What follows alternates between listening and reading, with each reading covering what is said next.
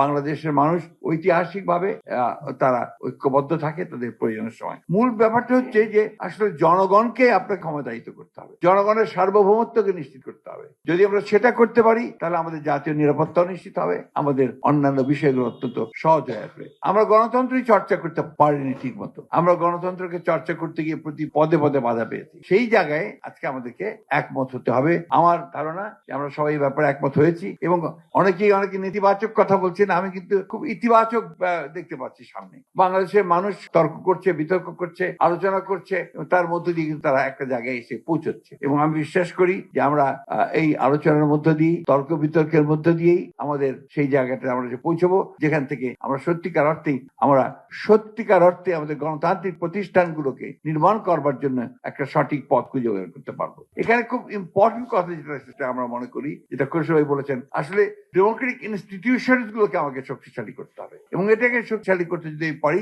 তাহলে আমি জাতীয় নিরাপত্তাকেও আমি নিশ্চিত করতে পারবো এবং আমার অন্যান্য বিষয়গুলোকে আমি সামনের দিকে এগিয়ে নিয়ে যেতে পারবো। আমি সেই কারণেই বক্তব্য দীর্ঘ না করে শুধু এটুকুই বলতে চাই যে আসুন আজকে কোনো নেতিবাচক চিন্তা না করে আমরা সবাই একমত হয়ে এই যে সামনে যে সময়টুকু খুব দ্রুত আমরা গণতান্ত্রিক ব্যবস্থার মধ্যে জিততে চাই, সেখানে আমরা যেন দ্রুত যেতে পারি, তার জন্য আমরা সবাই যেন কাজ করি। প্রশ্নটা হচ্ছে গণতন্ত্রে ফিরে যাওয়া, প্রশ্নটা হচ্ছে গণতন্ত্রের উত্তরণ ঘটানো, প্রশ্ন হচ্ছে যে গণতান্ত্রিক রাষ্ট্র ব্যবস্থা চালু করা। আপনারা রাষ্ট্র ব্যবস্থা মেরামতের কথা আমরা বলেছি, কিন্তু অনেক আগেই বলেছি।